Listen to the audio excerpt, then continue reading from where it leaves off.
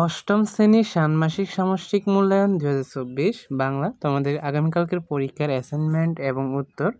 তো প্রথমে দেখো আমরা প্রশ্ন পড়ে নিই। 7ই মার্চের ভাষণ শিরোনামের রচনাটিকে কি কি কারণে প্রায়োগিক লেখা বলা যায়? তো উত্তর যেভাবে লিখবা, নমুনা উত্তর দেখো। 1971 সালের 7ই মার্চ জাতির জনক বঙ্গবন্ধু শেখ মুজিবুর রহমান ঐতিহাসিক রেসকোর্স ময়দানে, বর্তমানে সোহরাওয়ার্দী উদ্যানে বাঙালি জাতির মুক্তির জন্য যে ভাষণ প্রদান করেন, সেই ভাষণই 7ই মার্চের ভাষণ নামে পরিচিত।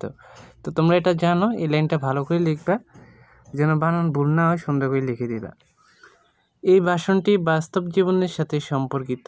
এখানে স্থান, কাল, পাত্র, এখানে কালো ব হবে না, কালো হয়ে গেছে, ব হবে না, কাল পাত্র বিবেচনায় রাখা হয়েছে। এছাড়াও 7ই মার্চ এর ভাষণে স্মৃতিচারণ করা হয়েছে। উপরিউক্ত কারণে 7ই মার্চের ভাষণ শিরোনাম এর রচনাটিকে প্রায়োগিক লেখা বলা হয়। এবার আমরা দেখব ভাষণ। ভাষণ এক ধরনের বক্তৃতা, কোনো তথ্য জানানোর জন্য, কোনো বিষয় উপস্থাপনের জন্য কিংবা জনমত গঠনের জন্য ভাষণ দেওয়া হয়ে থাকে। ভাষণ লিখিত হতে পারে, তবে মুখে বলা বা পাঠ করার পরে ভাষণ নামে চিহ্নিত হয়।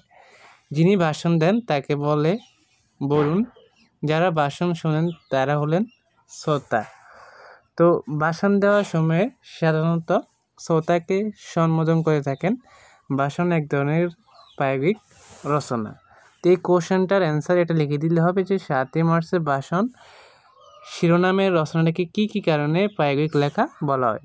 প্রথমে তোমরা লিখবা বঙ্গবন্ধু সম্বন্ধে কয়েক লাইন, তারপরে ভাষণটা লিখে নিবা। তো এটা লিখলে হয়ে যাবে। তো আশা করি ভিডিওটা দেখে অনেক উপকৃত হয়েছে। আমাদের পরবর্তী ক্লাসগুলো পেতে সবাই চ্যানেলটি সাবস্ক্রাইব করে পাশে থাকা বেল আইকনটি অন করে রাখবা। ধন্যবাদ সবাইকে। আল্লাহ হাফেজ।